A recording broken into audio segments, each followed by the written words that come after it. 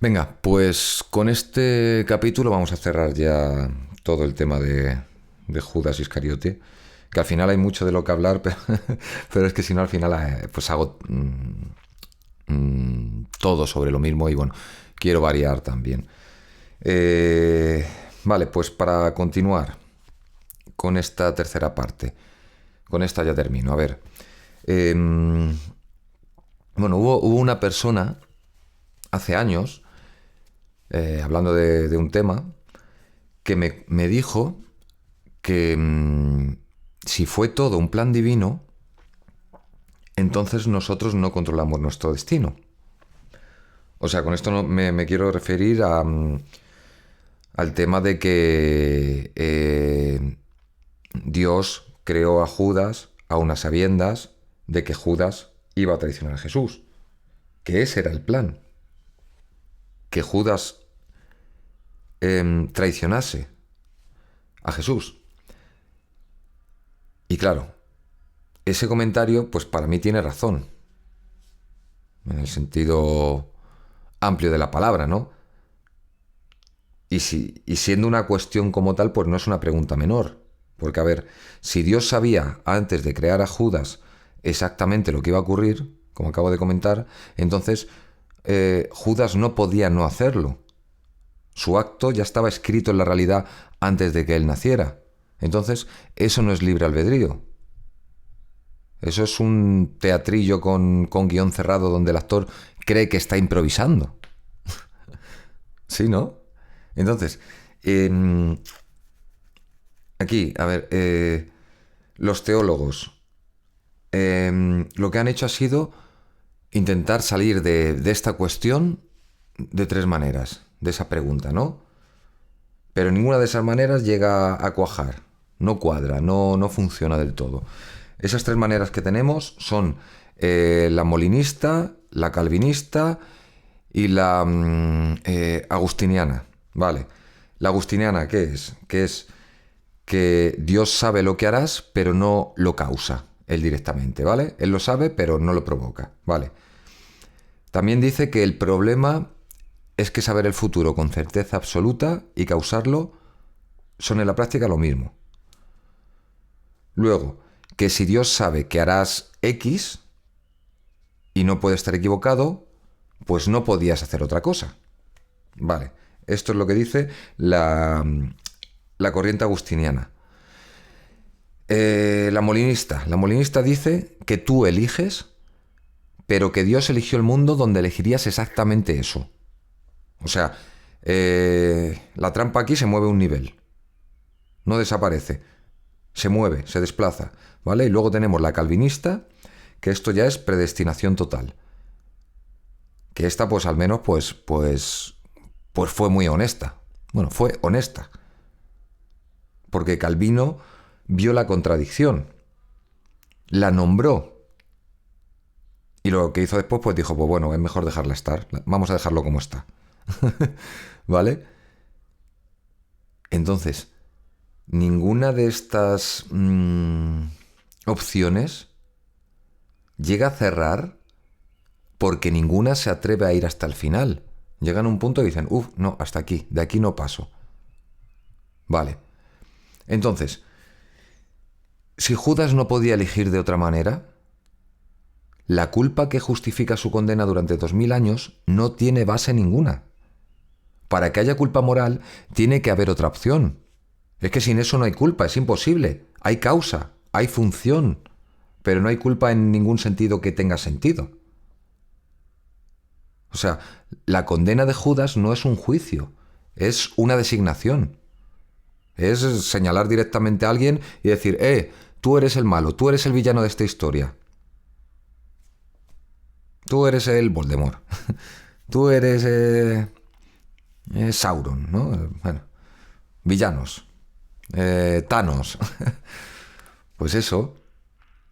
Pero eso no es por elección de ellos. O sea, de los propios personajes. O sea, es porque el relato necesita que alguien sea el villano. Se necesita un villano. O sea, primero el relato. Y luego ya, después, si acaso, solo si acaso, los hechos. Así es como funciona. Y así es como ha funcionado siempre. Entonces, lo que hace tan extraño este caso, es que está todo a la vista. Está en el texto. Jesús sabía lo que iba a ocurrir. Lo dijo en voz alta. Y aún así, el sistema necesitó a alguien a quien culpar.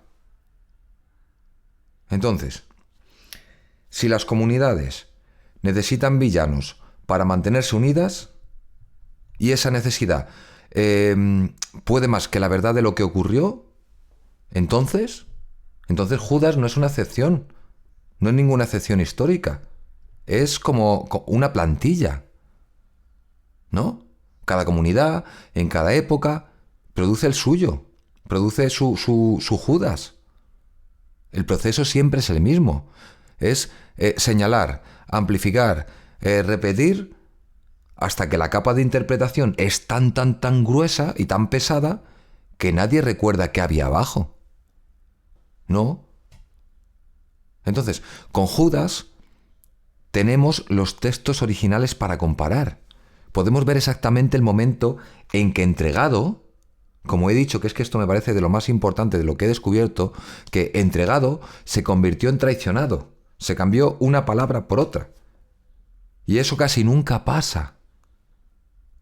Y nosotros tenemos la suerte de tener la carpeta entera y poder comprobar todo esto. Casi nunca tenemos la carpeta entera con todos los documentos. Normalmente solo tenemos lo que circuló. Entonces, esto está ahí, eso está ahí. Y esto no significa que sea un intento de limpieza o de rehabilitación de Judas, ni un intento de convertirlo en héroe. No es así, y tampoco sé exactamente cómo fueron las cosas.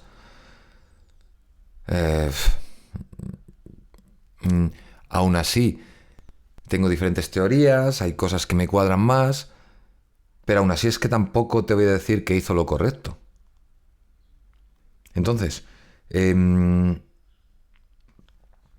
rehabilitar a Judas, como digo, no es sanearlo, ¿no? Como tal, sino sería como preguntar qué dice de nosotros que necesitáramos construir ese monstruo.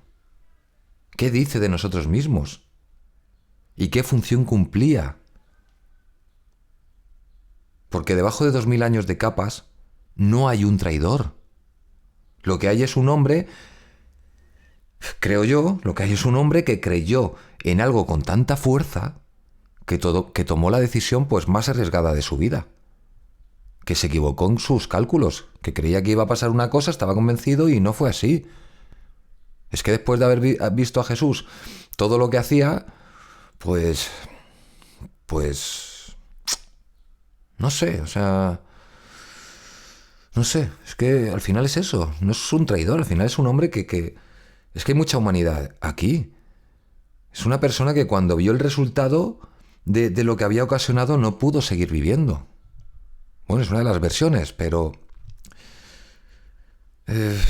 hay cosas que me resuenan más y otras menos. Entonces, eso que estoy comentando no es un villano, es un ser humano, no un villano. Luego, ya nos vamos más para arriba, más cerquita.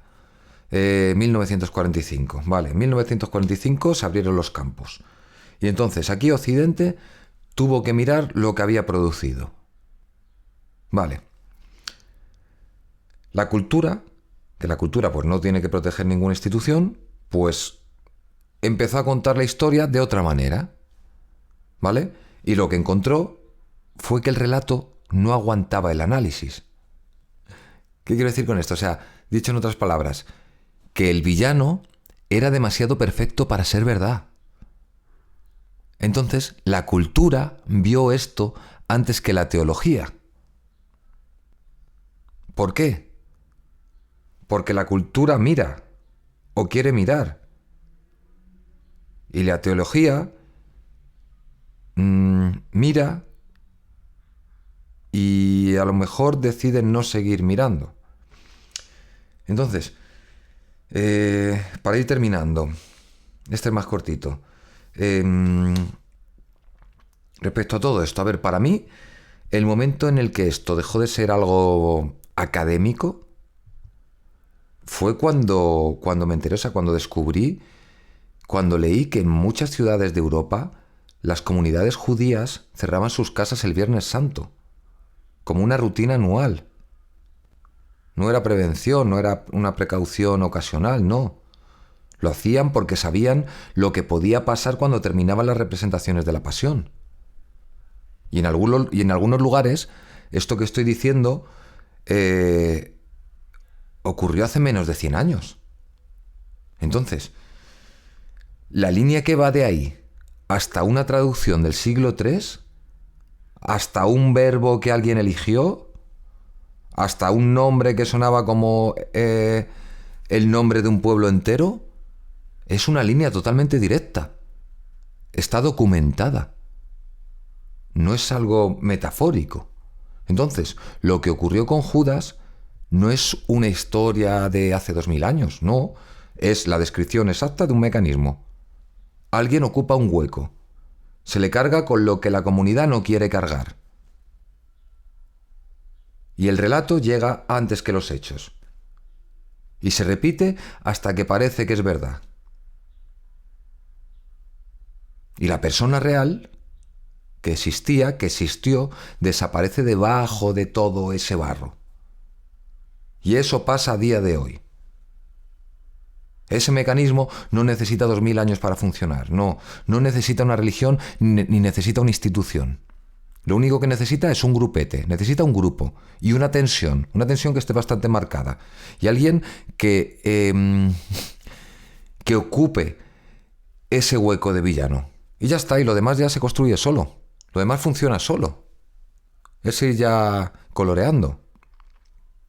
Y esto se construye con las mismas piezas. Siempre se construye con las mismas piezas. O sea, tenemos a el hombre señalado. El nombre que ya trae el veredicto de. El símbolo que parece un dato. Y la versión que ganó y otra versión que se quedó por ahí. ¿No? Y la versión que ganó dejó de parecer una versión para convertirse en la realidad. No sé. Yo me pregunto si Papias, cuando escribió eso, o sea, sabía que estaba añadiendo algo que no había en el texto. Que se estaba ahí... bueno, que estaba confundiendo las cosas. O si Dante dudó, aunque sea por un momento, antes de poner a Judas en esa boca del infierno. ¿No? No sé.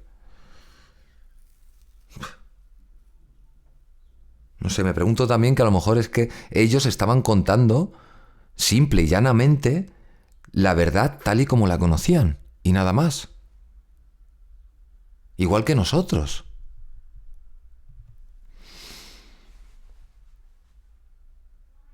Es que, ¿y si estás construyendo uno ahora mismo y no lo sabes? Muchas gracias.